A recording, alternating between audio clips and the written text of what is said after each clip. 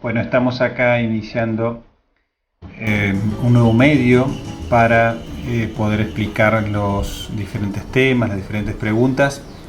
Y bueno, en esta oportunidad queremos alcanzar las respuestas o algunas respuestas que podrían estar vinculadas a la guía de estudio del material de cátedra de la Cátedra de Epistemología, Educación y Educación Física. El código es 6645 y pertenece, por supuesto, al primer año del profesorado de Educación Física de la Universidad Nacional de Río Cuarto. En primer lugar, algunas aclaraciones sobre este material.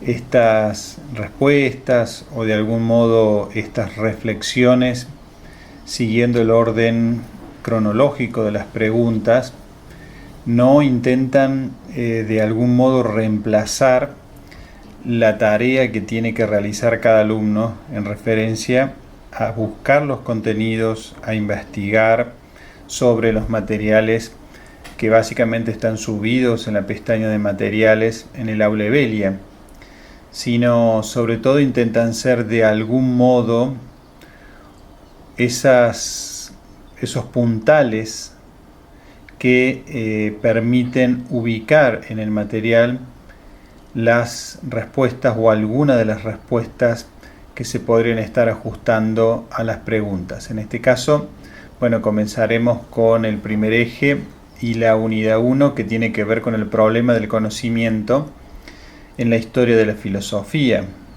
Particularmente intentaremos de acercar algunos ejemplos también propios del campo de la educación física. En la primera pregunta vamos a ir numerándola, las preguntas, así ustedes también pueden llevar un orden sobre las mismas. La primera pregunta, por supuesto, la voy a leer a la pregunta y después vamos a intentar hacer esto que señalábamos anteriormente.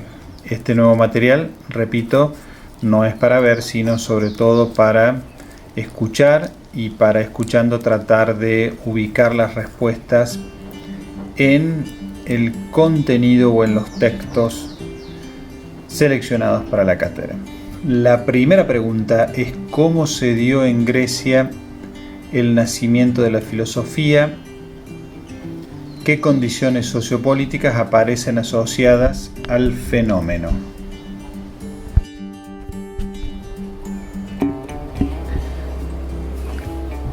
El nacimiento de la filosofía en Grecia, particularmente de la filosofía occidental, porque también podríamos tomar el nacimiento de la filosofía en Oriente, particularmente en China, en la India, en Japón, pero nos referimos básicamente al nacimiento de la filosofía occidental, que se la suele ubicar en Grecia, allá por el siglo VII, aproximadamente 8, dependiendo de qué autores tomemos antes de los presocráticos, que es por supuesto todos esos autores que se encuentran ubicados temporalmente antes del nacimiento de Sócrates. Bueno, ¿cómo se dio particularmente Grecia en ese momento? Y Atenas, toda la península jónica, vivía una situación económica, social, bastante extraordinaria. Por eso la pregunta se completa con qué condiciones sociopolíticas aparecen asociadas al fenómeno del surgimiento de la filosofía en Grecia. Y esto es muy importante porque toda esta región europea había alcanzado un nivel de esplendor y básicamente había logrado desprenderse de sus necesidades básicas de supervivencia. Había logrado comercializar o relacionar básicamente con muy buenos modos con todos sus vecinos, había podido subsistir autónomamente, digamos, entre el resto de los pueblos. Y bueno, la gente empezó a tener tiempo libre, y particularmente no la gente, sino los que eran los ciudadanos, porque hay que recordar que en este momento en Grecia todavía por supuesto estaba vigente la esclavitud y solamente tenían todos sus derechos algunos ciudadanos, los que eran ciudadanos, los que podían votar. Por eso también en este momento de la historia y en este lugar se da el nacimiento de la democracia y junto a la filosofía. Pero la democracia estaba restringida a un pequeño número de personas, en el cual no se incluían ni las mujeres ni los niños y tampoco los esclavos o aquellos que no tenían de alguna manera el título de ciudadano. O sea, este es el contexto en que se da.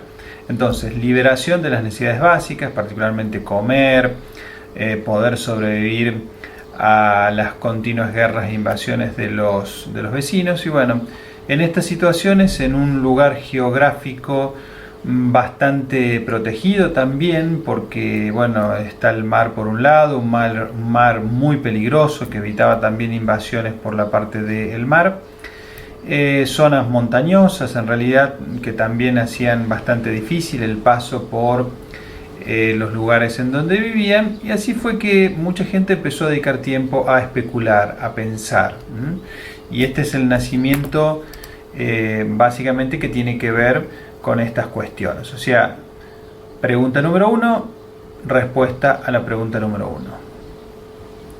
Vamos con la pregunta número 2 de la primera unidad, el problema del conocimiento en la historia de la filosofía. La pregunta dice: diferencia mito de logos. Se atribuye a este nacimiento de la filosofía este paso que se da básicamente entre un tipo de pensamiento mitológico a un tipo de pensamiento más autónomo, racional y crítico. Todo esto identificado con el nombre de logos. Pero en principio aquí también lo que tendríamos que ver es lo que se llama el principio de autoridad. El principio de autoridad es a quién le creemos. Y en este sentido, este cambio del mito al logos tiene que ver con un cambio social, o particularmente de algunos miembros de la comunidad, en el cual comienzan a sospechar o a poner en duda la autoridad de ciertas revelaciones. Por ejemplo, si le tenemos que creer a determinados mitos o relatos que se habían circulado, digamos, oralmente de generación en generación sobre las causas de ciertos fenómenos, por ejemplo, tanto las lluvias como el crecimiento de los sembrados, como los resultados en las guerras y demás. O sea, estas generaciones en realidad subían muchos de ellos a los oráculos. Por ejemplo, acá está muy bien todo lo que significaba el oráculo de Delfos, por ejemplo, para Sócrates y para Platón. Iban a consultarle a estos lugares mitológicos sobre si debían iniciar una guerra o no, sobre cuáles eran las causas, y además, en un pueblo griego que era marcadamente politeísta, llevarse bien con los dioses y hacerle caso a todo aquello que tenía que ver una explicación divina era parte de la supervivencia social. Por lo tanto, estos primeros pensadores comienzan a básicamente, a hacer un quiebre con estas explicaciones míticas tradicionales y comienzan a dudar. O sea, si hay una gran barrera que separa el mito del logos, es que el logos comienza a incluir la duda. Comienzan a dudar, comienzan a sospechar acerca de si eran ciertas los relatos míticos que se circulaban hasta ese momento. Y bueno, ¿cómo hacer a salir de de esa encrucijada? Y bueno, básicamente en este primer momento se comienza a utilizar la especulación. Tenemos los relatos de las comunidades pitagóricas, pero también los relatos de muchos de los primeros filósofos como Anaxímenes, Anaximandro, Empédocles y demás, que bueno, el prototipo, digamos, del filósofo es esta persona que comienza a pensar, comienza a especular, se comienza a plantear preguntas y a tratar de encontrar respuesta, plantea hipótesis y básicamente trata de responderlas solamente utilizando el instrumental de su razón, de su logos. Por eso dice, se comienza a pensar en el logos, este logo autónomos. En vez de buscar las explicaciones en otros lados, se comienza a buscar las explicaciones dentro de sí mismo.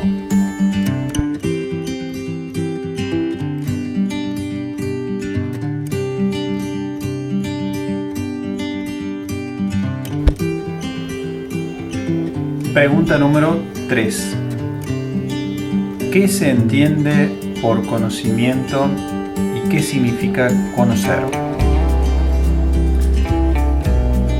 Se entiende por conocimiento básicamente a esta relación entre un objeto o un sujeto y un sujeto. O sea, hay una relación entre una cosa y un sujeto, o entre un objeto y un sujeto.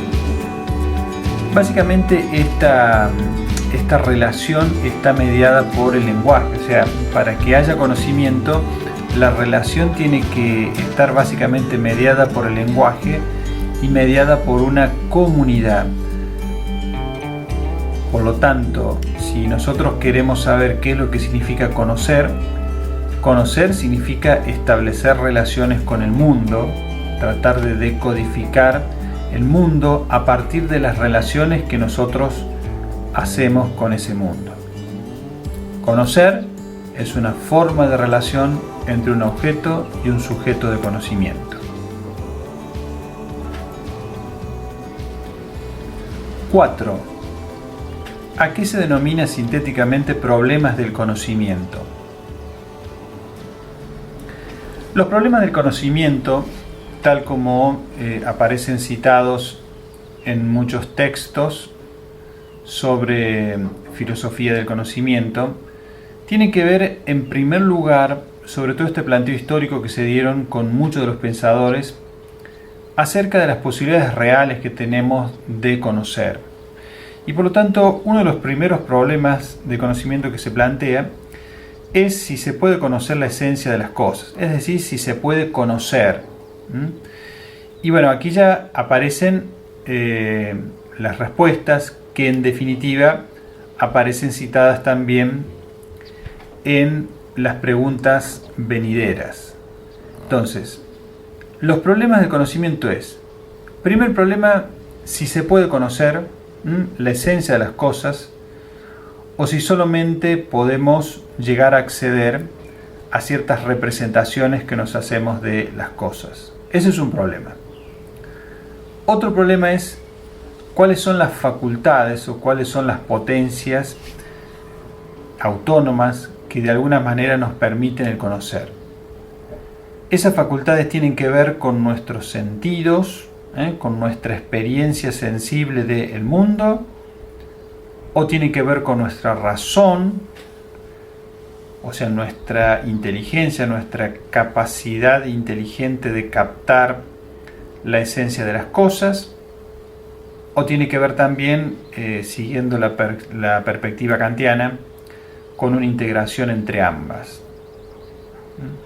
Básicamente, estos son los grandes problemas de conocimiento que aparecen planteados. Dependiendo de si decimos que el conocimiento es posible gracias a la intervención de la razón o se origina en todo caso en la razón, pues tendremos perspectivas teóricas acerca del conocimiento racionalistas. Si decimos o si ponemos el acento en que el conocimiento se origina en la experiencia sensible, tendremos básicamente posturas que tienen que ver con el empirismo, pero también puede ser con el realismo. Y en todo caso, si nosotros creemos en la posibilidad del conocimiento cierto, aquí ciertamente nos convertimos en una perspectiva realista, y si nosotros no creemos que el sujeto pueda alcanzar el conocimiento, nuestra postura será o podrá ser en todo caso escéptica en sus distintas niveles, puede ser más escéptica o menos escéptica, y Bueno, también esta postura básicamente se la suele relacionar también con perspectivas relativistas, y a las perspectivas realistas se las suele ubicar también dentro de lo dogmático.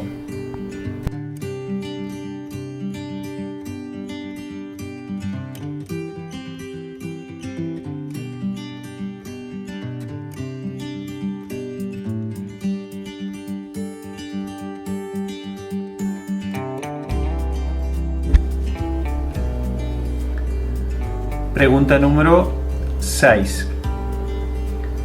Diferencia las posturas escépticas, sofistas, dogmáticas, realistas e idealistas y señala referentes de cada uno de ellos.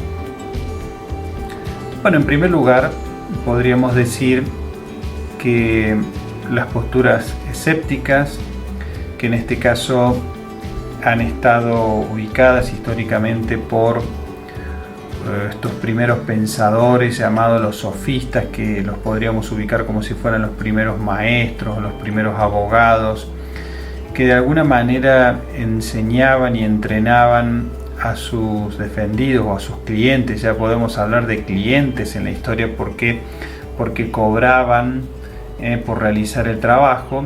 Enseñaban básicamente a defenderse mediante el uso de las argumentaciones discursivas, o sea, le enseñaban a defender mediante el uso de las palabras. ¿Por qué? Porque en Grecia en ese momento cualquiera que era acusado tenía que defenderse en la plaza pública, y por lo tanto el que era acusado no tenía la posibilidad de tener a su lado un abogado defensor, sino que él mismo tenía que defenderse ante las denuncias que le hacía el tribunal. Y por eso muchas veces la culpabilidad o inocencia de estas personas estaba dada por su capacidad de defenderse oralmente. Entonces, ante este problema surgió un grupo de profesionales ya que se llamaban los sofistas, que vendían su trabajo. Su trabajo era mejorar la oratoria de las personas para que, en el caso que ya hubieran sido denunciados, en el caso que lo tuvieran que hacer, tuvieran mejores herramientas para defenderse. ¿Y qué era lo que habían descubierto estos hombres, los sofistas? Y bueno, habían descubierto, habían logrado decodificar en parte la importancia que tenía el lenguaje y cómo determinados giros, cómo determinadas palabras influían en los que escuchaban de tal manera. Es decir, empezaron a usar analíticamente o instrumentalmente el lenguaje para producir determinados efectos. No les importaba tanto si la persona era inocente o si era culpable, no le importaban tanto las leyes universales, sino que empezaron a sentir y a descubrir que el lenguaje era algo muy importante en la vida de la persona y en la vida social, y que de alguna manera todo se resolvía en el uso que hacíamos del lenguaje y en el sentido que podíamos generar a partir de ciertas palabras en los que estaban escuchando. Por eso estos sofistas que empezaron a vender sus servicios realmente no creían tanto en esta idea de que había leyes que estaban por encima de los acuerdos que nosotros podíamos llegar por medio de nuestro lenguaje o de nuestros discursos. En definitiva, ellos creían que básicamente todo se trataba de ponernos de acuerdo o entrar en desacuerdo a partir de los discursos, no de leyes preestablecidas o de leyes, digamos, anteriores al ser humano, sino que en definitiva las leyes también eran un efecto, un producto de los discursos de alguien. Bueno, estos sofistas entonces empezaron a tener una conducta cada vez más escéptica sobre el mundo. Escéptica, lo que decían es que efectivamente el lenguaje no es capaz de alcanzar a conocer la esencia de las cosas, sino que en todo caso el lenguaje es un instrumento que nos permite comunicarnos, ¿no? y adaptarnos, digamos, a una situación social. Eran escépticos, ¿por qué?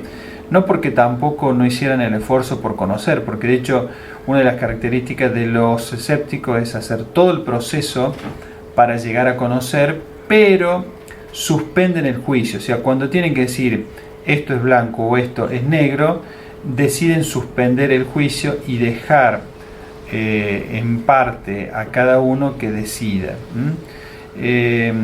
Estos primeros escépticos también se pueden considerar los primeros científicos modernos, porque efectivamente a partir de la duda de las explicaciones dadas empezaban a investigar, dudaban de las explicaciones que estaban dadas. Bueno, dentro de algunos de los referentes grandes de los escépticos podemos tener aquí también a Pirrón, se lo puede ubicar también a Heráclito, y algunos también sostienen que, por supuesto, una versión crítica, que el mismo Sócrates ha sido uno de los más grandes sofistas, aunque él estuvo enfrentado en todos los textos escritos por Platón sobre los principales sofistas.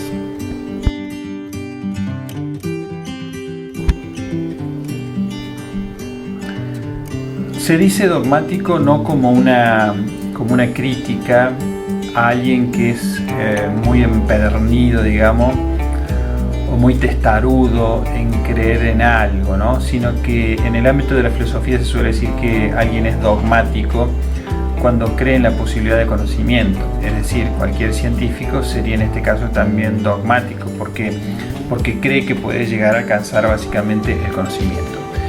Y realista, básicamente aquí hay una diferencia entre conceptos, el concepto de realismo y el concepto de idealismo. Por supuesto, todos tienen sus matices. Hay algunos realistas, digamos que se les suele llamar realistas ingenuos, en este caso, por ejemplo, Aristóteles sería un realista ingenuo. Y hay realistas críticos, por ejemplo, también se lo podría ubicar acá un positivista moderno como podría ser Popper. ¿Qué es lo que piensa el realismo? El realismo cree en la realidad. ¿Qué quiere decir esto? Que cree que se pueda alcanzar a conocer realmente el objeto de las cosas. Si es un realista, cree en la realidad. ¿Qué quiere decir? Que la realidad no es una construcción mental, no es una proyección mental que hace el sujeto, que existe realmente, que los entes existen realmente y que no son producidos por la mente de un sujeto, que un átomo existe realmente y que puede ser observado mediante un microscopio. Esto es realista, que la realidad existe y además se deja conocer. Y los idealistas, en la vereda de enfrente, podríamos decir, no creen en que la realidad sea independiente del pensamiento del sujeto, sino priorizan las ideas que nosotros hacemos sobre la realidad. En este caso, a lo único que puede acceder el sujeto son a las ideas que se hace sobre las cosas. Y en este caso, bueno, idealistas modernos, podemos tener idealistas antiguos, en este caso Platón. Platón creía en esta idea de los dos mundos, había un mundo de las ideas que estaba separado del mundo real. También dentro de los idealistas modernos lo tenemos, por supuesto, a Descartes o Descartes, y bueno, y hay toda otra serie de idealistas, y de alguna manera, a partir de Descartes, toda la filosofía moderna y contemporánea de algún modo refiere a este idealismo.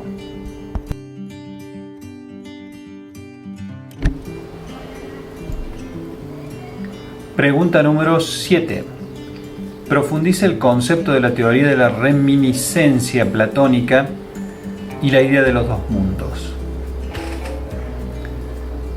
El concepto de la teoría de la reminiscencia platónica es el concepto de conocimiento de Platón. Platón creía que conocer algo no era, digamos, incorporar algo nuevo, sino la teoría de la reminiscencia significa recordar. La teoría de Platón es la teoría del recuerdo. Conocer algo es recordar algo que ya sabíamos, pero que de alguna manera había quedado escondido ahí en nuestra mente, en nuestro recuerdo, y no podíamos acceder a él o evocarlo. Por eso la teoría de la reminiscencia es la teoría del recuerdo. Ahora, ¿qué cosas para Platón hacían olvidar aquellas cosas que ya sabíamos? Básicamente todo el ruido que producían nuestros sentidos, o toda la interferencia de algún modo, hablando en un lenguaje moderno, que producían nuestros sentidos. Todo nuestro esquema sensible va produciendo como una capa de olvido que hace que la mente no pueda acceder o evocar todo eso que nosotros conocemos. Por lo tanto, él también propone diversas técnicas ascéticas, o sea, técnicas de purificación, en este caso eran técnicas espirituales, que de algún modo le iban permitiendo a la persona desprenderse del dato que le arrojaban sus sentidos. Tenía que desprenderse de la naturalización de lo que veía, de lo que escuchaba, de lo que sentía, para acceder a este mundo que era el mundo real, el mundo de las ideas,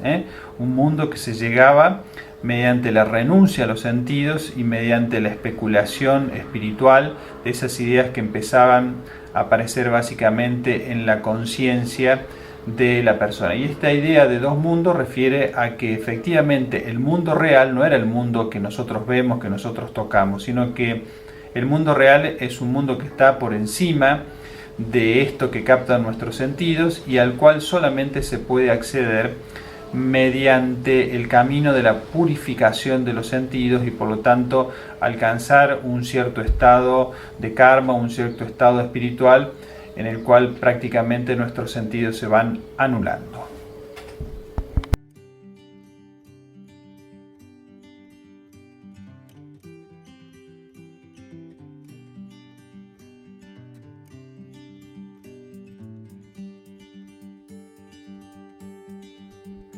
Pregunta número 8. Investiga y elabora una pequeña síntesis biográfica sobre el pensamiento de algunos filósofos históricos reconocidos. Protágoras, Sócrates, Platón, Aristóteles, San Agustín, Descartes, Hume, Locke, Kant, Nietzsche, Hegel, Marx, Sartre, Wittgenstein. Bien, bueno, esta por supuesto es una tarea de investigación bibliográfica. De todos modos voy a señalar algo de estos autores.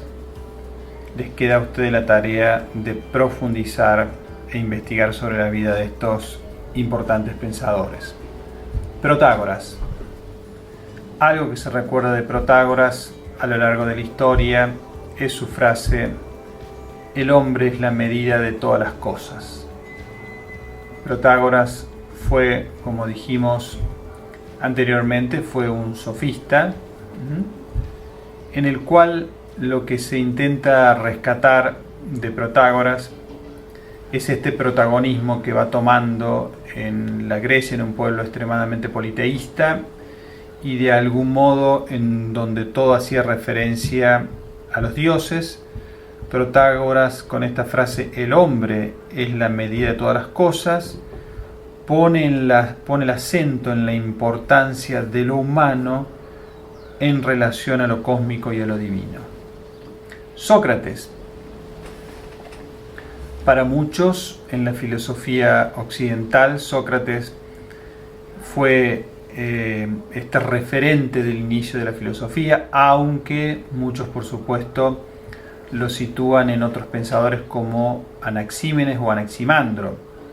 De todos modos, Sócrates es una figura descollante en el inicio, y si bien él no escribió nada, sino que escribió su discípulo Platón, Sócrates es de tal manera su importancia porque escribe no escribe muchos tratados, sino que su enseñanza llega a través de los libros y los escritos de Platón sobre la importancia de la virtud.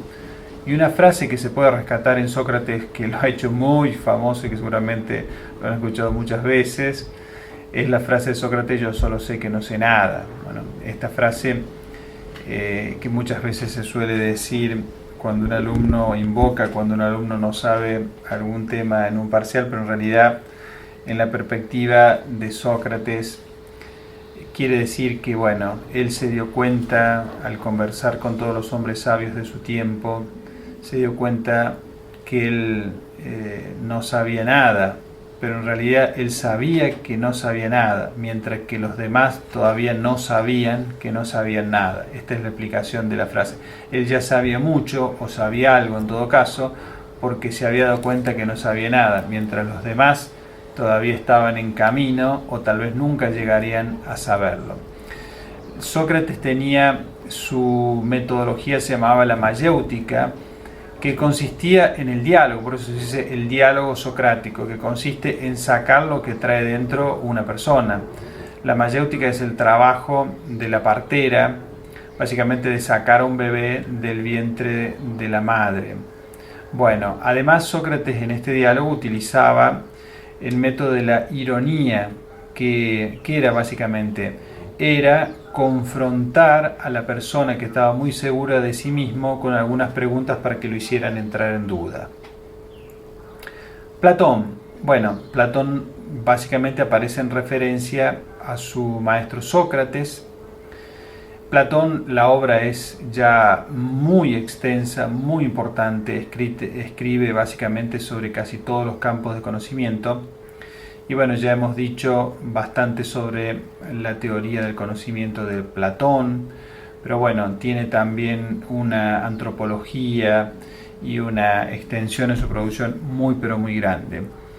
Platón es un idealista. Platón plantea que la realidad está fuera de nuestro acceso sensible. Y bueno, Platón también es uno de los referentes de Atenas y de la política de Atenas. Pasamos a un discípulo de Platón que fue Aristóteles. Se lo suele ubicar siempre a Sócrates, Platón y Aristóteles juntos porque ambos fueron maestros y alumnos.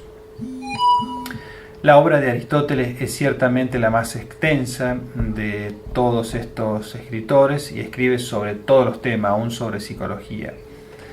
Aristóteles cree que el mundo real o que la realidad es cognoscible y nosotros lo podemos llegar a conocer mediante los sentidos. Aristóteles dice que nuestra mente es una tabula rasa, es como un pizarrón que está vacío y a medida que nosotros vamos creciendo vamos imprimiendo en ese pizarrón todo aquello que captamos mediante nuestra experiencia. Por eso Aristóteles en este caso se opone a su maestro Platón y dice que no hay que buscar un mundo por encima de nuestra cabeza, sino que el mundo es aquel que tenemos enfrente de nuestros sentidos.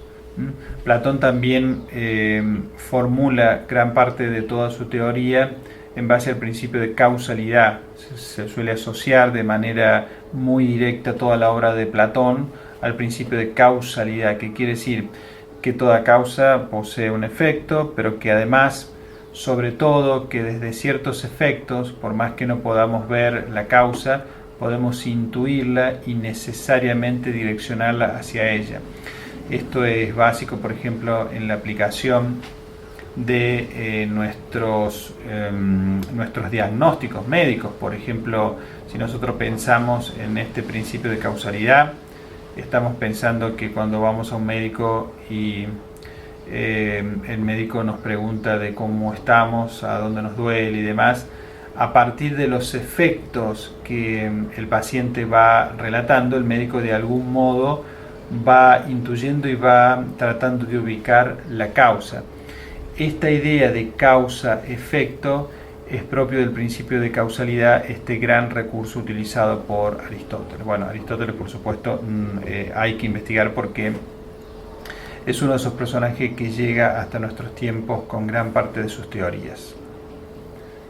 San Agustín de Hipona, bueno, un obispo cristiano, pero en el campo de la filosofía también fue muy muy importante porque fue alguien que escribió mucho y también fue alguien que empezó a poner el acento o que siguió acentuando en el poder de las palabras o en este caso en esta cuestión del lenguaje, en el análisis del lenguaje. Por eso San Agustín que de algún modo también era un neoplatónico, o sea, era una persona que trató de incorporar el esquema platónico, en este caso con la revelación divina. Es muy importante también en el campo de la filosofía para estudiar el uso del lenguaje.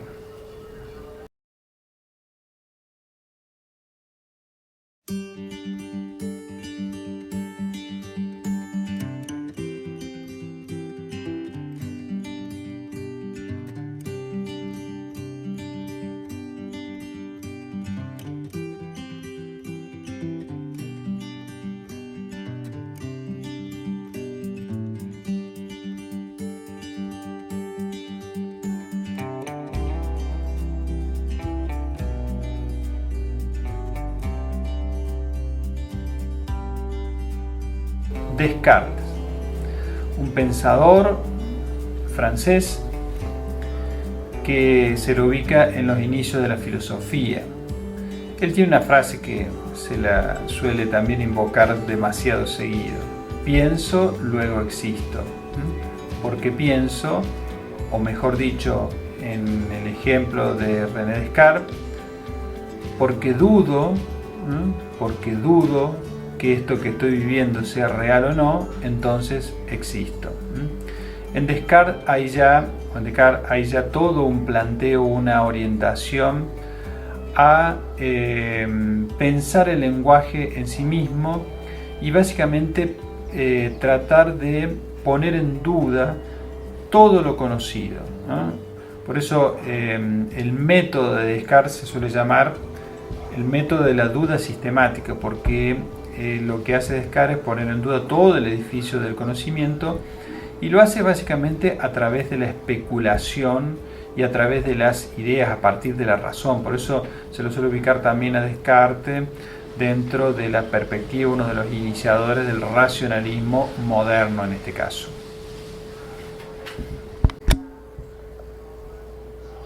Bueno, David Hume y John Locke son algunos de los exponentes del empirismo inglés, del empirismo anglosajón.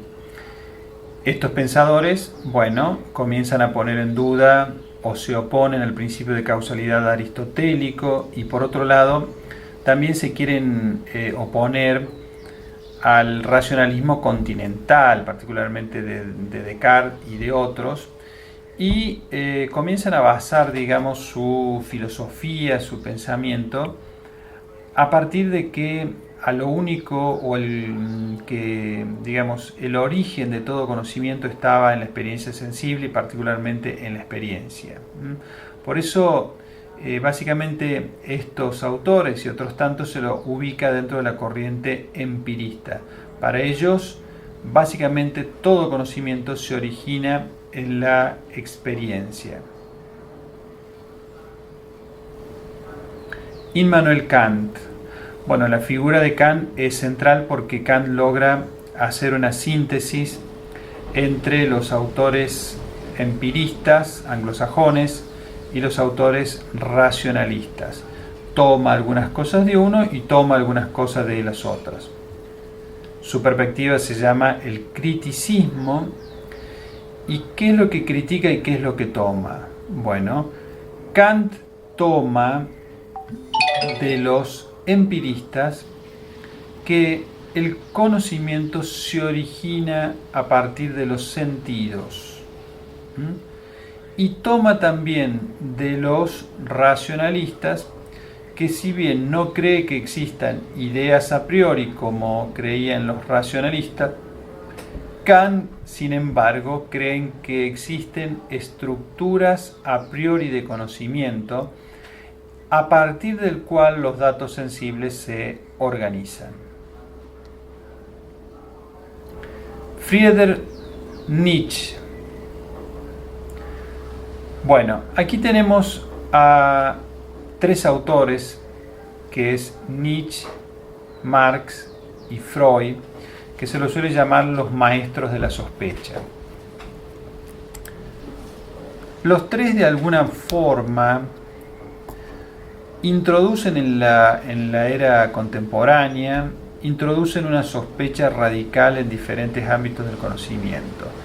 En Nietzsche lo solemos pensar, lo solemos ubicar o leer, ya que, bueno, una de las frases de Nietzsche, que es Dios ha muerto, nosotros lo hemos matado, ¿no? Y hace toda una descripción crítica sobre el influjo de la moral cristiana en la sociedad, y particularmente él hace una crítica muy pero muy fuerte, porque dice que es una moral del rebaño, es una moral que enseña a todos a no pensar por sí mismos, sino decididamente a someterse al pensamiento de los demás. Por eso aquí propone esta idea de un superhombre, un hombre que piense por sí mismo y que no se deje llevar solamente por el capricho de los demás. Tiene muchos libros interesantes, como Así habló Zaratustra, El nacimiento de la moral, bueno, muchísimos libros que ponen en acento estas cuestiones. Nietzsche también comienza a poner límites al hecho de este recurso que hacemos de identificar la responsabilidad de las personas a partir de su palabra. Hasta ese momento, lo que definía prácticamente si la persona había tenido una buena intención o una mala intención era lo que era capaz de decir conscientemente con sus palabras. Nietzsche comienza, que después termina por supuesto de explicarlo a partir de la obra del psicoanálisis Freud, pero Nietzsche ya de alguna manera dice que nuestras palabras son un recurso muy limitado para expresar realmente todo lo que somos. Por eso comienza a poner límites a las palabras. Y al poner estos límites a las palabras en una sociedad marcadamente intelectual, Nietzsche comienza a revalorizar el cuerpo. Por eso se suele decir que Nietzsche es uno de los primeros en revalorizar el cuerpo, particularmente en una sociedad burguesa, en este caso, en que solamente creía en la existencia de las ideas, lo único que importaban eran las ideas y el alma. Y Nietzsche comienza a volver a retomar ciertos consejos de ciertas filosofías orientales, en el cual comienza a decir, bueno, el único amo está en tu cuerpo y tú tienes que escuchar al cuerpo porque el cuerpo habla con mejores palabras que tus mejores palabras. Hegel también es un autor muy complejo, se lo suele ubicar a Hegel también muy cerquita de Marx, porque de hecho Marx y Hegel hacen una revalorización del trabajo. Hegel es un idealista trascendental. Hegel creía que básicamente las ideas evolucionaban dialécticamente. Cree también en esta idea de la conciencia. La conciencia va evolucionando en la medida que las personas hacemos nuestros propios actos conscientes. Y bueno, en cuanto a el trabajo, Hegel dice que el hombre se construye o se libera en la medida que hace fructificar su trabajo. Marx, ya por supuesto mucho más adelante históricamente, hace una fuerte crítica al capitalismo y particularmente a las condiciones de producción capitalista. Marx también tiene una obra muy interesante y muy grande, la cual permite poner el ojo crítico en la estructura, en la naciente estructura del capitalismo, particularmente el capitalismo industrial que se estaba dando en Gran Bretaña a inicios del siglo XIX. Y pasamos a este tercer pensador, que es Sigmund Freud. Bueno, Sigmund Freud logra poner en duda realmente nuestro carácter consciente al postular la existencia del inconsciente. Muchos de nuestros actos, palabras y demás tienen un origen inconsciente y a veces no nos damos cuenta de lo que hacemos. Freud, por supuesto, se lo ubica como uno de los fundadores de la psicología moderna y particularmente del psicoanálisis. Sartre, premio Nobel, un francés, existencialista, ateo particularmente. Lo que Sartre escribe en este marco de la Segunda Guerra Mundial, una frase también de Sartre importante para poder recordar: el hombre está condenado a la libertad o está condenado a ser libre. ¿Qué es lo que significa esto? Que básicamente, si partimos de la premisa que Dios ha muerto, como decía Nietzsche, que no existe, estamos librados de nuestra propia suerte. Y hagamos lo que hagamos, somos los únicos responsables de lo que hacemos. No tenemos que dar explicaciones a nadie, sino a nosotros mismos. Y esta libertad muchas veces puede ser un peso muy, muy grande para algunos. Todo el existencialismo sartriano y muchos de sus escritos, por supuesto, en las postrimerías de la Segunda Guerra Mundial, son escritos en que incorporan esta idea del absurdo, del nihilismo, de la nada. Wittgenstein, bueno, es un epistemólogo básicamente que logra producir, o su producción, particularmente su primera, de una obra que se llama el Tractatus, se lo ubica en este giro lingüístico que se da en el siglo XX, en el cual hasta ese momento los discursos o el lenguaje no se lo tomaba en cuenta en sí mismo, sino que cuando se utilizaba el lenguaje, por ejemplo, para hacer ciencia o para hacer filosofía, no se reparaba en las palabras que se utilizaban o en el idioma o en la forma en que estaban expresadas esas ideas. A partir de Wittgenstein y que de una frase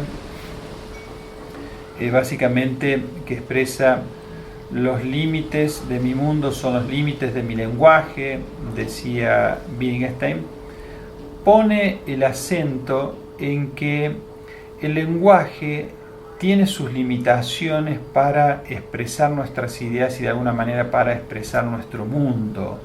Y él también tiene otra frase completa: el límite del lenguaje es el silencio, dice, con lo cual, siguiendo también la perspectiva nietzscheana inaugurada por Nietzsche, de alguna manera marca este punto de inflexión en las posibilidades reales de descripción del mundo que tiene el lenguaje. Pero por otro lado también las palabras no son neutras, no son un simple instrumento aséptico que nosotros utilizamos para cargar ideas, sino que las palabras de algún modo ya incorporan los prejuicios, los estereotipos y demás. Pregunta número 9. En Conocimiento con Fundamentos, Valera plantea un modelo de revelación. ¿A qué se refiere y cuáles son las fuentes? El modelo de revelación se refiere básicamente a un modelo de pensamiento en el cual la realidad se revela con B corta, o sea, este acto de revelar una foto, aparece, se descubre de alguna manera. En este caso, los modelos o las fuentes de este modelo de revelación tenían que ver básicamente hasta la Edad Moderna o aún siguiendo actualmente en muchos ámbitos. La realidad se revela a través de los textos sagrados o a través de algunos textos, no necesariamente textos religiosos, por ejemplo, como la Biblia y demás, sino también con textos de autoridades, por ejemplo, ciertos libros de Aristóteles o demás, que son modelos de autoridad. O sea, revelación quiere decir que a partir de diferentes textos, la realidad se va revelando, se va descubriendo. Y más al inicio de la modernidad y particularmente en la edad contemporánea, este modelo de revelación no cambia para Valera, no cambia en sí mismo, sino cambia la fuente. Si hasta ese momento el modelo de revelación eran los libros, ciertos textos sagrados, sean religiosos o no, lo que cambia ahora es que la revelación se da a partir del uso autónomo de la razón. O sea, cambia la fuente. En vez de los libros pasa a ser la razón, y particularmente esta búsqueda a partir de la razón y de la ciencia. Pregunta número 10. ¿Se puede interpretar la existencia del hombre como precedida por una esencia en la cual están inscritas todas las dotes genéricas, entre una de las cuales está la facultad de conocer? Desde la mirada del evolucionismo y del relativismo histórico y la comprensión antropológica del hombre, parecen certificar que el hombre surge inserto en prácticas socioculturales, entre las cuales la facultad de conocer es el resultado de luchas y conflictos de distintos órdenes: biológicos, políticos, económicos, religiosos, etc. Bien, esta pregunta es en definitiva toda una larga frase que incorpora diferentes percepciones. Las percepciones que incorporan es básicamente la del esencialismo y el existencialismo. Cuando la frase dice si se puede interpretar la existencia del hombre como precedida por una esencia, quiere decir que algo parecido a lo que nos muestran los datos de toda esta afluencia de la perspectiva genética, digamos. Ya en los genes está expresado todo lo que va a ser el sujeto, está su historia, el color de sus ojos, su altura. De alguna manera en los genes está expresado todo lo que va a ser el ser humano. Este es un poco que en los genes está precedida la esencia. Si el gen tuyo es que salgas velocista, de algún modo vas a salir un velocista, por más que después vos no quieras.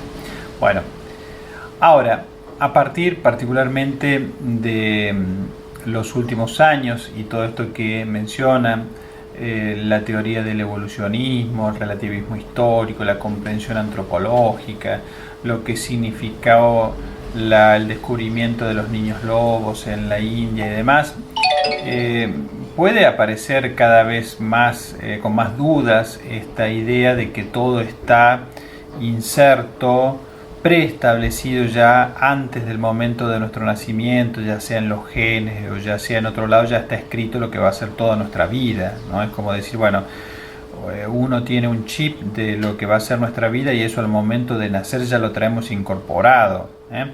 Esto un poco esta idea de los estoicos, el predeterminismo estoico, que de alguna manera vos vas a hacer lo que debas hacer o no serás nada, ¿no? Frase muy parecidas a esta, que nos dice, bueno, ya está todo escrito, vos lo único que tenés que hacer es escribir en tu cuaderno, pero en realidad hasta la virome con la cual vas a escribir, o la tinta, o el mismo contenido de lo que vayas a escribir, ya está todo dicho, ¿no? Esta es básicamente esta perspectiva esencialista. Y para los pensadores más de corte existencialistas o también llamados históricos, el hombre es un ser histórico y por lo tanto es un proyecto. Cuando nace, en realidad no nace con ningún libro predeterminado, sino que es un proyecto abierto. Quiere decir que en la medida que su existencia vaya tomando determinado modo, eso va a ir configurando su esencia.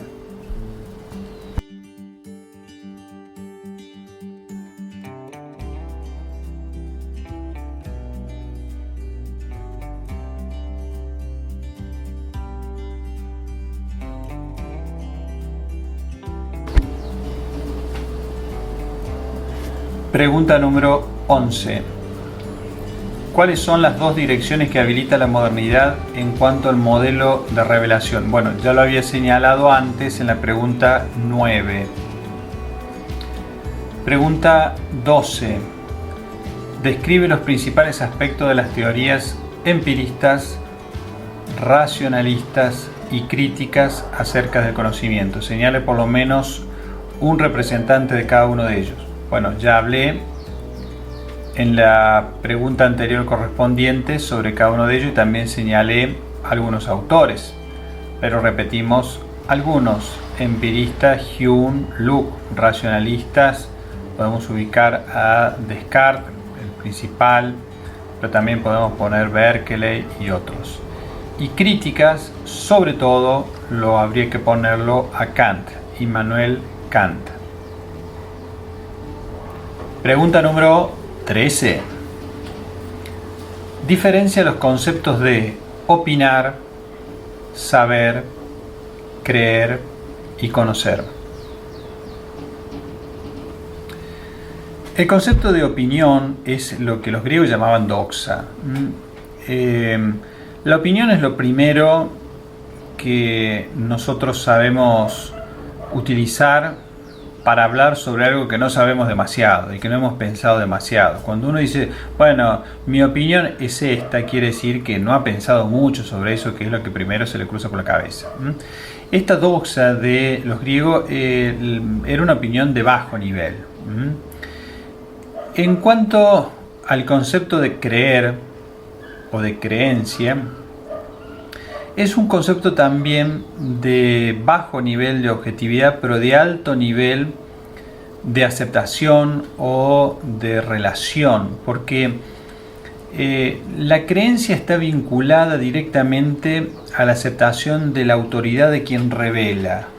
Nosotros le creemos siempre a alguien, le crees a Dios, le crees a tus padres, le crees a tu novia, a tu amiga.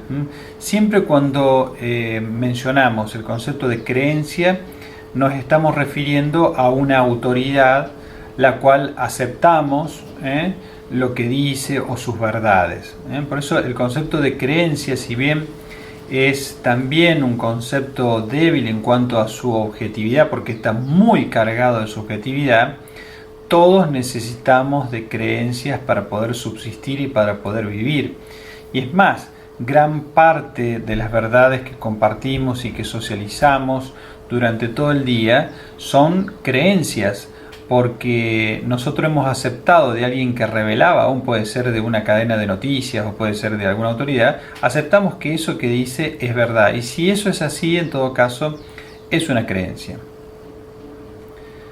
Saber, bueno, el concepto de saber y el concepto de conocimiento son conceptos muy cercanos. Ahora, vamos a ver algunas diferencias en cuanto a su etimología. El concepto de saber, de sapere, tiene que ver con saborear. Y de allí deriva, por supuesto, la palabra sabiduría. Y el concepto conocer tiene que ver con lo que nosotros hoy hacemos mención al conocimiento científico. Si el concepto de saber tiene que ver con gustar, comprobar, tiene que ver con ese tipo de creencias y ese tipo de conocimientos que de algún modo se transforman en vida. Por eso el concepto de saber tiene que ver con la vida, cómo relacionamos lo que nosotros creemos y lo que nosotros conocemos con nuestra vida. Y ahí aparece el concepto de sabiduría. Por lo tanto, alguien sabio es aquel que utiliza un conocimiento, digamos, bueno, eficaz o correcto en su vida. Es un sabio porque de alguna manera su conocimiento se hace vida. Y solemos circunscribir el concepto de conocimiento. Como decía Platón, el conocimiento es una creencia verdadera justificada. La gran diferencia del conocimiento con el saber es que cuando nosotros decimos que conocemos algo, en realidad lo tenemos que justificar, o es algo que ha tenido que pasar por nuestra justificación.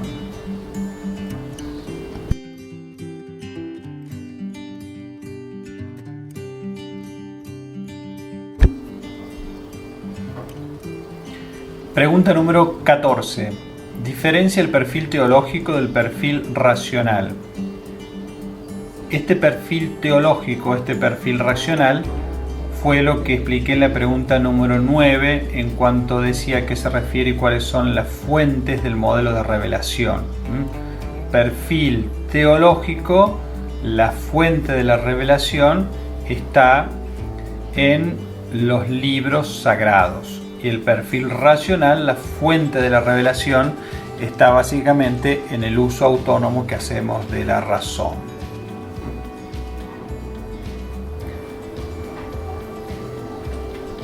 Pregunta número 15. Señale las diferencias más importantes entre idealismo, realismo, empirismo y racionalismo.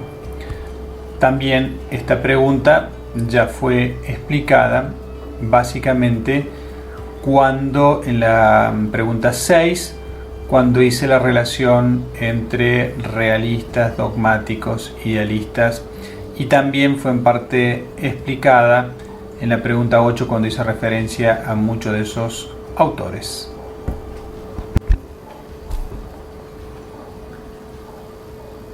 Pregunta número 16. En cuanto a la búsqueda de una fundamentación segura del conocimiento, nos encontramos con diferentes límites.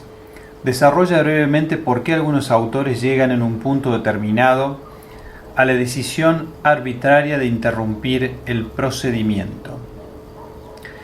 Bueno, estas explicaciones por supuesto también las podemos encontrar ya desde sus inicios en los primeros escépticos y en las críticas que podemos ver que hace el escepticismo sobre los primeros realistas. Tienen que ver con estas características que señala o que de alguna manera prefigura la pregunta: ¿por qué algunos llegan a suspender el juicio, o sea, la finalización de todo el proceso de conocimiento? ¿Por qué no dicen que algo es así o no es así? Recordemos que para Aristóteles conocer es decir de lo que es y de lo que no es, no es. Definición aristotélica. Decir de lo que es y de lo que no es, no es. Bueno, aquí tenemos algunas críticas, básicamente que también lo hemos podido ver en las críticas al problema de la verdad, que tienen que ver sobre todo, en primer lugar, si realmente nuestro lenguaje, cómo está estructurado nuestra lengua, si puede realmente describir adecuadamente la realidad tal cual es. Bueno, y acá aparece toda la crítica y por supuesto desde la modernidad y particularmente muchos de los autores que señalamos, tanto Nietzsche como Wittgenstein y demás, marcan este papel limitado que tiene nuestro lenguaje para describir adecuadamente la realidad. Por lo tanto, como si uno tiene dudas que efectivamente la realidad pueda caber en los moldes de las palabras, uno va a decir que no puede llegar a afirmar con certeza que algo puede ser así. Puede hacer todo el desarrollo de conocimiento, pero cuando tiene que hacer el juicio, esto es así o esto no es así, como decía Aristóteles, simplemente no lo dice. ¿Y por qué? Bueno, por estas cuestiones de los obstáculos, las sospechas que existen sobre el mismo lenguaje. Pero también, no solamente por el lado de las proposiciones, sino también por el lado de la realidad. Si pensamos, como decía Heráclito, que la realidad es siempre cambiante, siempre es cambiante, como una persona que se sumerge al río, una vez si se sumerge nuevamente, el río ya no es el mismo. Y si tomamos este ejemplo sobre toda la realidad, quiere decir que lo que conocemos hoy tal vez ya no se ajuste a lo que esa misma realidad nos presente mañana, si pensamos que la realidad es como si fuera un gran río. Por lo tanto, si la realidad está cambiando continuamente, la pregunta es cómo podemos hacer conocimiento de cosas que no cambian, ¿no? Bueno, aquí cualquier aristotélico realista nos diría que lo que en realidad cambia son los accidentes de la cosa, pero que la sustancia no cambia. Bueno, entonces vemos que hay diferentes posturas, pero estos autores que están encuadrados dentro de estas perspectivas escépticas se niegan muchas veces a hacer juicios, a suspender los juicios, precisamente por estas cosas que señalaba. La realidad se presenta siempre cambiante y nuestro lenguaje de algún modo es limitado para expresar adecuadamente esa realidad.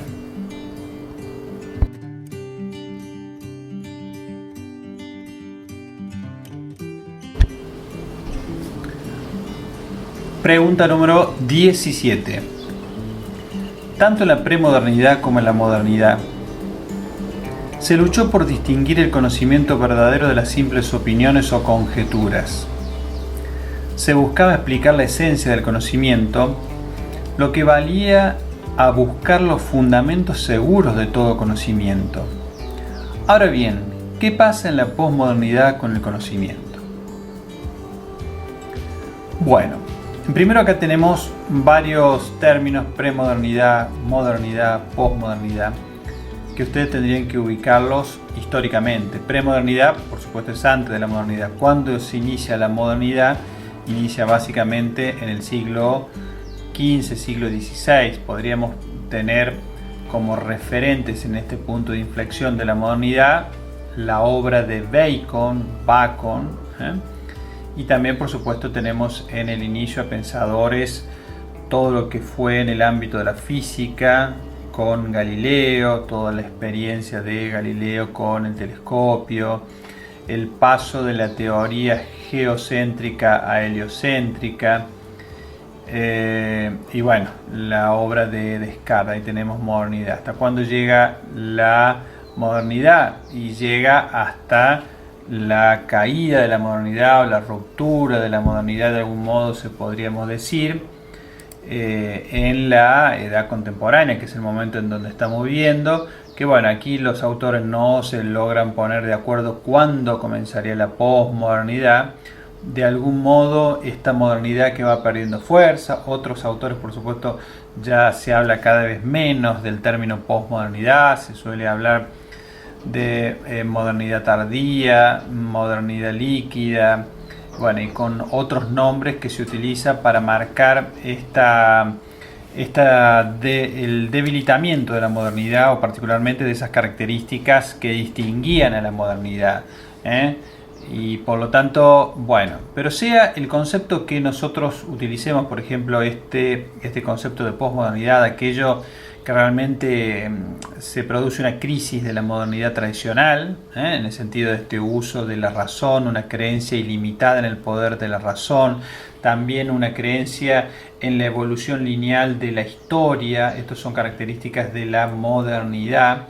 Aparecen fuertes dudas y aparece esta época de desencanto. La posmodernidad o la crisis de la modernidad se caracteriza por una época de desencanto. ¿Y de desencanto de qué? Particularmente de desencanto de la razón. Hay desencanto no solamente de la razón, sino desencanto sobre las obras vinculadas al uso de la razón. Por ejemplo, la razón entendida también a partir de su relación con el campo de la ciencia. Lo que tenemos acá, este desencanto, tiene que ver con los efectos que ha producido, por ejemplo, en la ecología, las producciones tecnológicas que han sido básicamente características del método científico, de toda la ciencia moderna. Se comienzan a ver que las consecuencias del uso de la razón y de la ciencia comienzan a ser también negativas sobre la vida de la persona y de la sociedad. Entonces aparece un gran desencanto en este uso de la razón y en este uso de la ciencia, en este uso que hacemos sobre las verdades modernas, y esta posibilidad de un crecimiento, de una evolución de la sociedad desde sociedades menos desarrolladas a sociedades más desarrolladas. Todo esto es puesto bajo sospecha en la posmodernidad. Por eso, en la posmodernidad, ¿qué sucede en la posmodernidad? Si Bauman señala este gran cambio de una modernidad en la cual había fundamentos sólidos a una posmodernidad en donde todo es líquido, todo fluye, nada queda, todo pasa como un río. Lo que tenemos hoy tal vez mañana ya no estés más. Toda la realidad de la posmodernidad se nos desliza como entre los dedos. Cuando uno se echa agua entre medio de los dedos, el agua se desliza, y así pasa la modernidad. Por eso, al deslizarse y al pasar tan rápido, todo se funde y se confunde. Esto aparecen estos términos, esta idea de flujo en donde todo se mezcla. Entonces la tarea fundamental que tiene que tener un pensador, un científico, un epistemólogo en estos momentos es la de obtener claridad, es la de distinguir.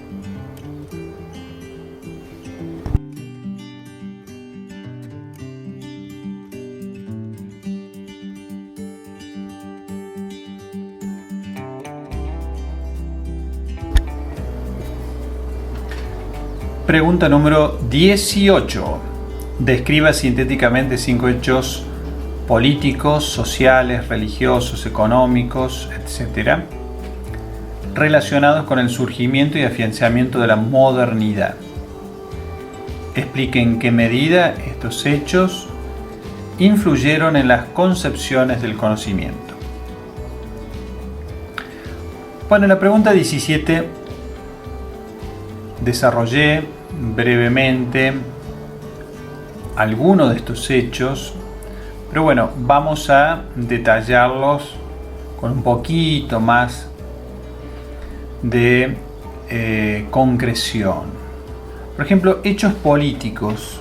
A nivel político, lo que tenemos que pensar que en el periodo feudal, que por supuesto antecede al surgimiento de la modernidad, los pueblos todavía vivían en pequeñas comarcas, pensemos esta idea de los castillos, los ducados. La gente se agrupaba alrededor de pequeños centros urbanos que en general estaban protegidos por murallas, por fronteras. No estaba esta idea del Estado, de un país, sino que en realidad eran todas poblados separados, y que bueno, tenían dentro de los propios poblados tenían sus propias leyes, y básicamente tenían que subsistir en un momento que estaba marcado, al no haber leyes generales, estaban marcados básicamente por la voluntad de los más fuertes, ¿no? Y por eso tenían que cuidar. Pero también, bueno, este hecho político estuvo marcado en que se mezcla con lo económico, ¿no? No se puede separar lo económico de lo político, lo social y lo religioso. Lo económico y lo tecnológico, el desarrollo de ciertas herramientas tecnológicas, pero que son posibilitadas, por supuesto, por un desarrollo económico. ¿Qué es lo que tenemos entre lo tecnológico y lo económico? Bueno, entre lo tecnológico empezamos a ver un gran perfeccionamiento de los medios de producción, sobre todo los medios de producción de granos. Esto que tenía que ver con culturas más nómades que se tenían que desplazar al ritmo en que el ganado se quedaba sin agua en un lugar, entonces tenían que emigrar a otro lugar para que su ganado tuviera con qué comer y con qué tomar. Empezó a ser también sustituido por este fuerte desarrollo de la agricultura que obligó a los pueblos a quedarse más sedentariamente en distintos lugares y no tener que estar, yendo de un lugar para otro. Pero además también se comenzó a perfeccionar de tal manera la siembra que lo obtenido por la agricultura no solamente le permitía comer a una comunidad pequeña durante varios meses, porque por supuesto se guardaban estas siembras, sino que además empezó a sobrar cada vez más. Entonces se comenzó a acumular, ese es el nacimiento del capitalismo. Se comenzó a acumular, y con esto cuando empezaron a guardar, se dieron cuenta que eso se convertía en un capital que después podían vender o negociarlo, compartirlo con otros pueblos vecinos. Y efectivamente así fue. Se empezó a producir cada vez más y por lo tanto esta producción era puesta o era vendida al principio con los vecinos y después fue llevada cada vez más lejos. De hecho, tenemos el descubrimiento de América, estas carabelas de Colón y demás, lo que intentaban abrir eran nuevas rutas, pero muy lejanas para la corona española.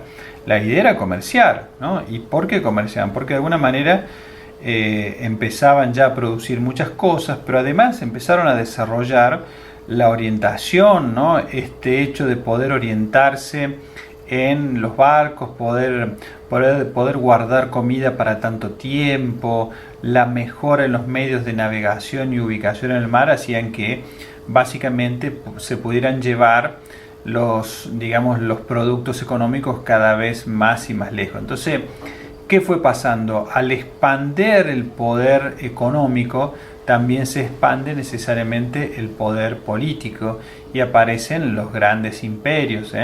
De hecho, España prácticamente colonizando gran parte de América, luego el Imperio Británico haciendo lo mismo con América del Norte y gran parte del mundo, ¿no? Vemos que este desarrollo político, los grandes imperios tienen que ver también con un desarrollo potencial de su economía. Y a medida que se desarrollaba la economía, los hechos sociales comienzan a ser también diferentes. ¿Por qué?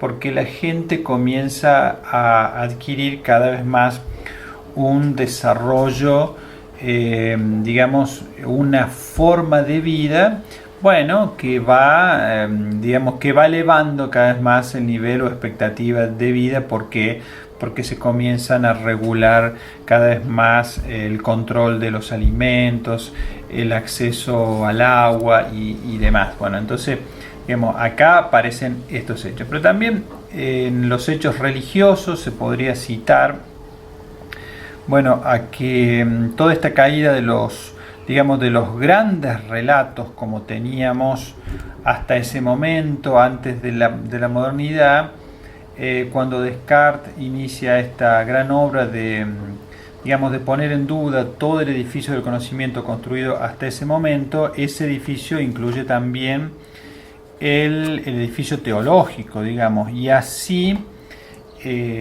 hace que, digamos, en la modernidad se habilite la posibilidad, a partir de todo lo que significó Lutero y demás, con la libre lectura de los textos sagrados, particularmente de la Biblia, ¿no? Esto que antes la interpretación era provista únicamente por la autoridad eclesial.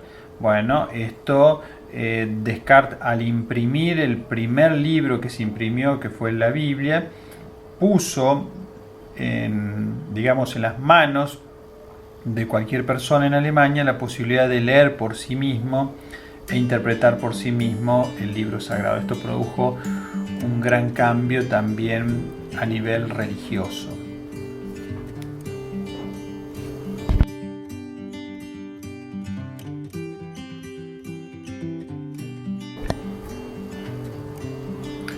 Pregunta 19. ¿Qué papel cumple la experiencia y la razón en las concepciones empiristas y racionalistas acerca del conocimiento? Señale por lo menos dos representantes de cada teoría. Bueno, esta respuesta también ya está dada en las preguntas que hablan sobre el empirismo y el racionalismo. Pasamos a la pregunta número 20. ¿A qué denomina Immanuel Kant en su concepción crítica del conocimiento materia y formas a priori?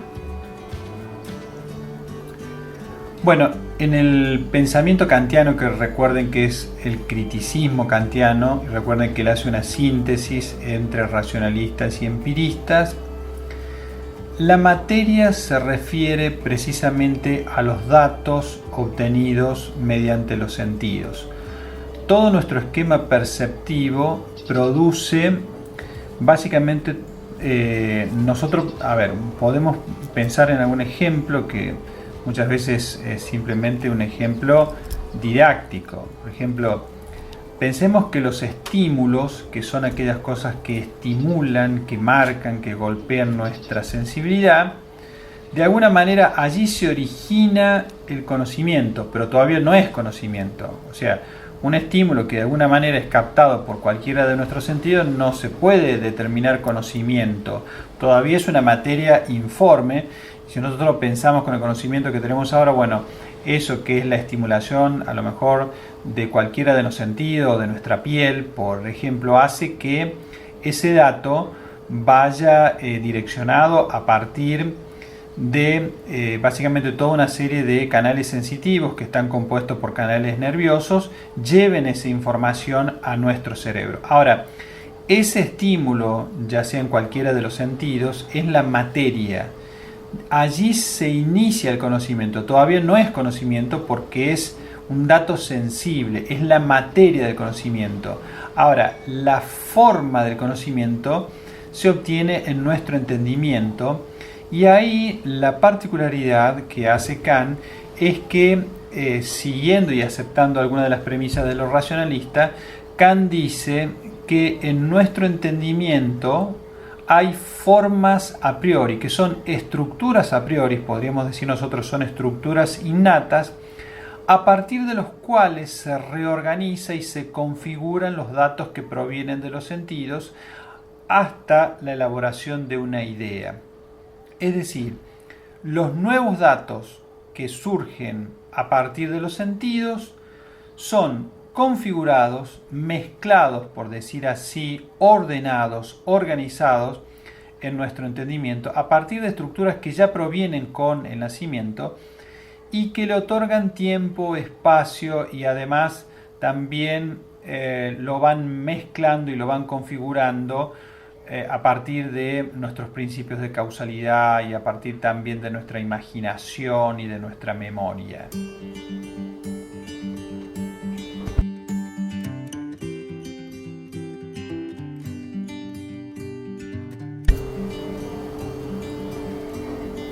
Pregunta número 21. ¿La realidad es real o racional?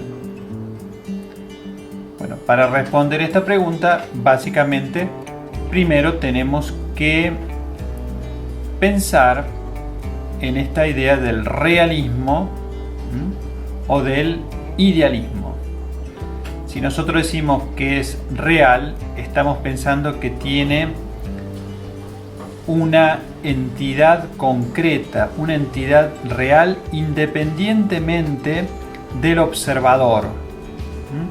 Y si nosotros decimos que es racional, lo cual diríamos que es ideal, es que esta entidad puede o no tener una presencia real, pero sobre todo la realidad es algo que construye nuestra razón.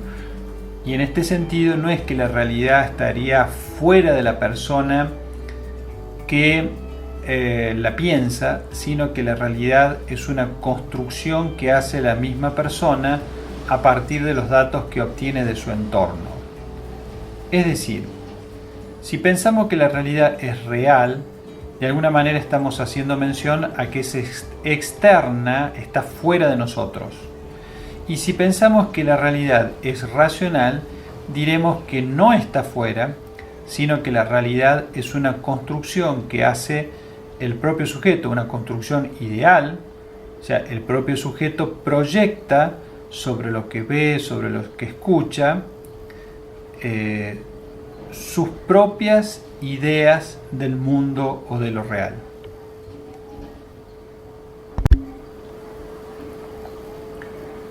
Pregunta número 22.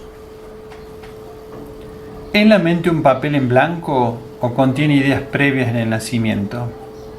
¿Existen estructuras cognitivas a priori? Bueno, esta pregunta básicamente refiere también a las preguntas que tenían que ver con los racionalistas y con los empiristas. Si nosotros nos paramos en una posición empirista, diremos que la mente es un papel en blanco, y que necesitamos tener experiencia para empezar a escribir en ese papel que puede ser nuestra memoria, nuestro entendimiento. Si somos racionalistas, diremos que al momento de nacer no nacemos con la mente en blanco, o sea, no nacemos con el sistema operativo en blanco, sino que ya está preinstalado. Tenemos un sistema operativo que ya está preinstalado y además hay contenidos de ideas, contenidos de pensamiento que también ya vienen con nuestro propio nacimiento. Y el concepto fundamental de estructuras cognitivas a priori es un concepto kantiano.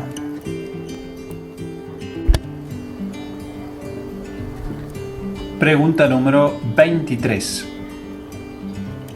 ¿A qué se denomina giro lingüístico en Wittgenstein? Wittgenstein compara el uso de las palabras y el funcionamiento del lenguaje con un juego. Esto es importante. Recordemos que en otra de las preguntas anteriores también había dicho algo sobre Wittgenstein. En este caso, la función del juego del lenguaje no es otro que el significado de la frase que está en disputa. Es como intentar meter goles al equipo contrario, pero en definitiva es un juego. El sentido no aparece sino en un contexto concreto, o sea, no es que las palabras tengan un sentido, esto que nosotros llamamos antes el significado etimológico. Claro, sí, las palabras tienen un significado etimológico, pero tienen varios, no solamente uno, con lo cual complejizan. Ahora, ¿cuál es el significado que resulta el verdadero, el objetivo, el concreto en una frase?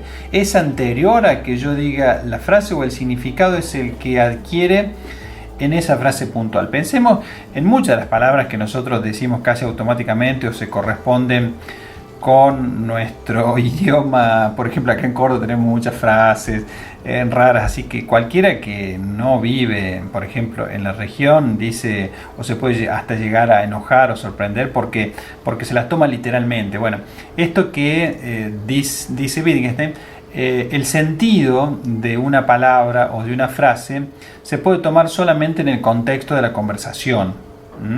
La conversación es la que le da el sentido ajustado a esa frase, y esto corresponde a lo que muchos textos llaman el primer Wittgenstein, particularmente a partir de su obra El Tractatus.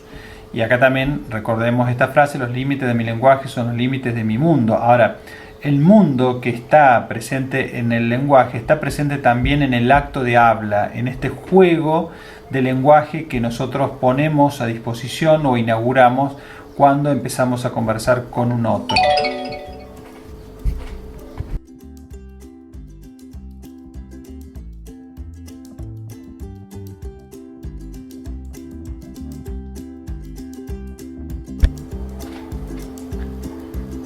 Pregunta número 24, última de la primera unidad.